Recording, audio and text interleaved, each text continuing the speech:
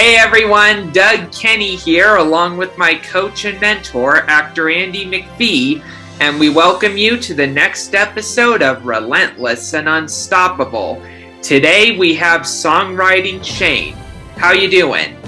Hey, how you doing, Doug? It's so great to be able to see you here. How are you? Andy, hi. Yeah, good.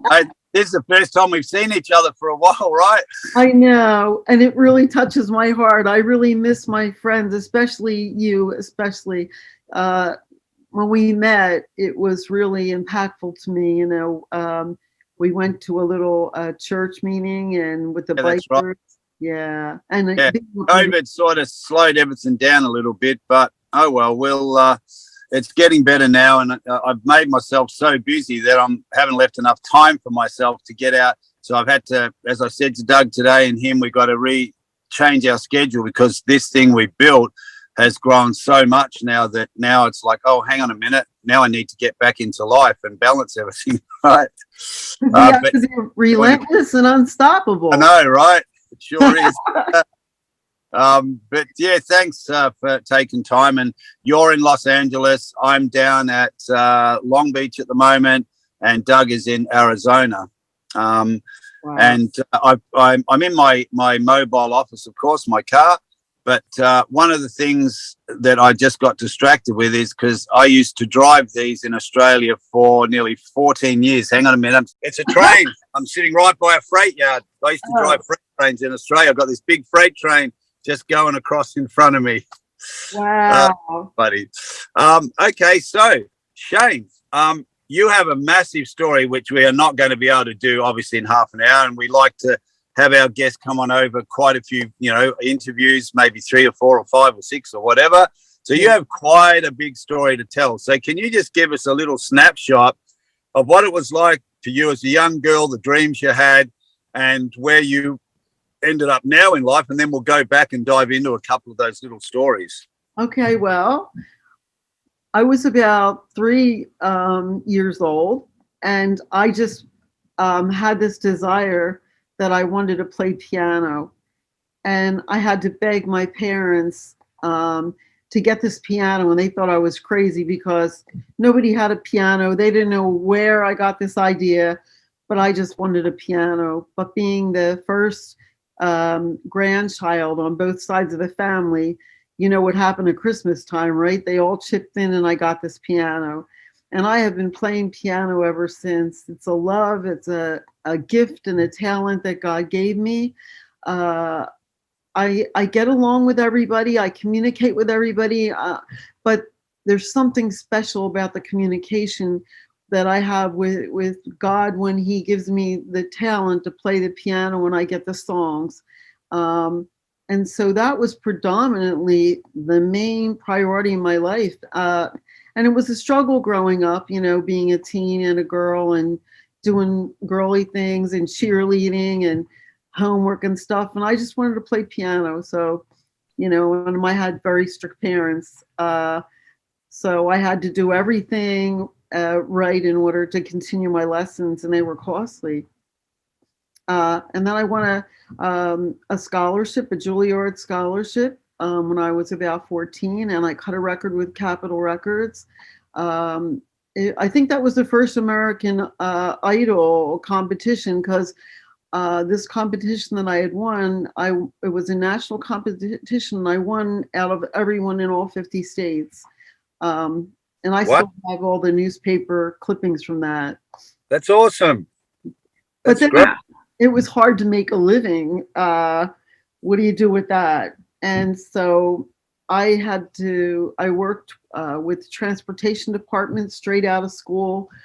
I had really high scores in school, and I landed this job with SEPTA, Southeastern Pennsylvania Transportation Authority. I was an exceptional temp. I was assistant to the executives and the main general manager, Bill Eaton, and it was government operated. And I learned the government system, all of the departments, how they all function within, them with each other, and it was really exciting. I really enjoyed it. then I decided I still had that need to want to see if I could really do something with my music. And I ventured into that.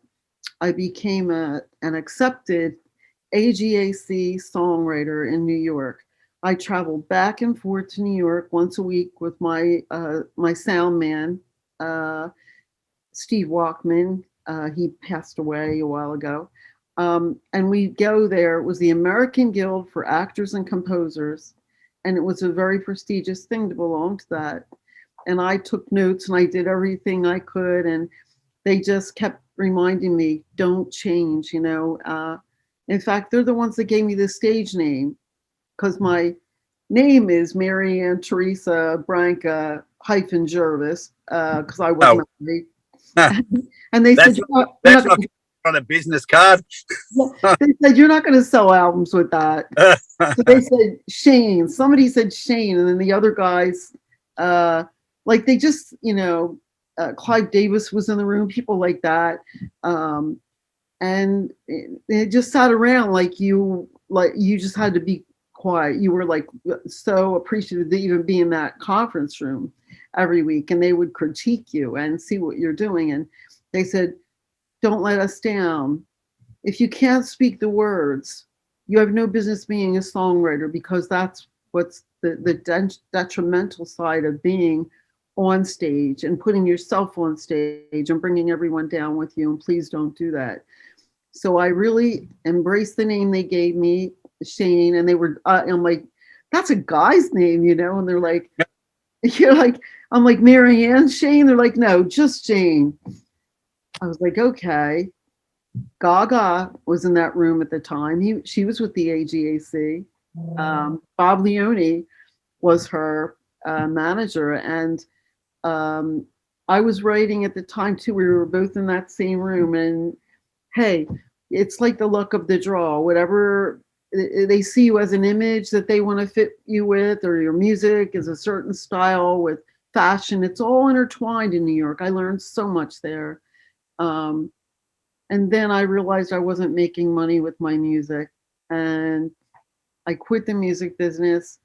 I wanted to go back and get a really good job again. And I went and became a state police officer working in the Department of Corrections in the worst jail you can imagine in New Jersey. And the benefits and the pay were excellent.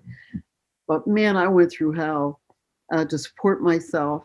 I always supported myself. And so I still played piano on the side, but I didn't have as much time because it was a really, really rigorous job for a female. And during that time of me working in the law enforcement, I was also trained in critical incident stress management, which is basically the first Homeland Security before they stepped in when we closed shop at Ground Zero. I ended up there. I was called by name. They wanted me specifically. And when I got there, I was like, what am I supposed to do with this? But I was the one that was able to handle it. And I'm going to say I don't know how till this day. I know God kind of blinded me from what I had to see, what I had to hear, and what I had to do. You know, 5 buildings imploded. I'm rummaging through body parts and dealing with trying to make sure that the DNA was given to the people in charge of the MASH units, while agents are stringing up communication systems within themselves that can't be tapped. A whole lot was going on. I had to supervise and direct that, and be the foot soldier for the main director. That was Roland Candle. He was my trainer, FBI trained. And I ended up, I was clearing 4-star generals and 5-star generals, which I didn't even know they existed. But I want to say they were the most down-to-earth men. They wanted to see what was going on, and they commended me for being there and having the, I'll say, guts. They didn't. They kind of talked like men in front of me. Yeah, right. Yeah. Yeah. I felt like I was back in the jail with, you know, doing my job and doing the best I could. So After that, I needed therapy myself because that was a 4-month tour of duty, and it ended in January, like January 8th. My director died the next day, and I was on my own. I had to deal with it all, and I had to go to headquarters and be debriefed myself. I had an attitude. I changed. I walked in like I knew it all, and I was running things, the world. I was running the world. It was like that was my job. Mm-hmm. I had orders. I don't talk to anybody but my director. I don't answer this. I don't do that, So I walk in and I'm like, oh, you're going to debrief me? And how's that going to work? Because that's what I do. Right. And they said, you're staying. So I had to stay there for 2 weeks while they had me crying like a baby, man. They had used these electronic devices, I forget what it's called, and these blinking lights. And, had me talking and asking me every question imaginable. And Wow. So then I got counseling and everything, and the things that I knew, and I knew what was coming up next for us in the world, because if that could be happening at that point, at that degree of violence and terrorism, we knew from different warnings and different things that were spoken on the ground, on that fiery, burning mound of hell. We knew there were words about the pandemic. Obama tried to put a group together for that. Nobody understood. How do you explain? You can't. Mm-hmm. So you pray a lot and you do your job. And the most intelligent men, they all have a faith, an inner faith, because we all don't understand. We understand a lot and we create and help a lot. And we're healers and humanitarians for the most part that I've worked with, but we really don't understand fully how this world works and the creator of all things. We respect that. The most intelligent people, that's why they're called intelligent, and you have a respect. So something like this that we're in now, it's out of our hands, but once again, and I came here, I was praying that it wasn't going to be in my lifetime, this crap, but I could see as a visionary it's coming. And so I came to LA. I figured, well, they hit New York. That was one target, and bring down the entertainment industry, which we are all known for, and try to cripple us. And LA was next. So I thought, well, I got God. I got this talent. I'm going to show them like I'm ahead of ground zero, and I'm going to just sing these words about peace and love and have no fear and be brave, do the right thing. I'm still human. Maybe they'll listen to me. I even got involved in politics here and was vice president of a chamber of commerce. And I had been sitting in these big meetings with the United Chambers and then BizFed with these heads of corporations. Like, it was unbelievable, but I just fit right in. Like, I felt like I'm back on the job, nothing more.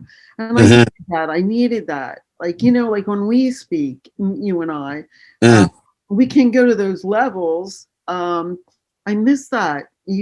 It's a luxury. It's a gift to be able to speak on those different levels and the higher levels, where creation comes in and healing and touching hearts.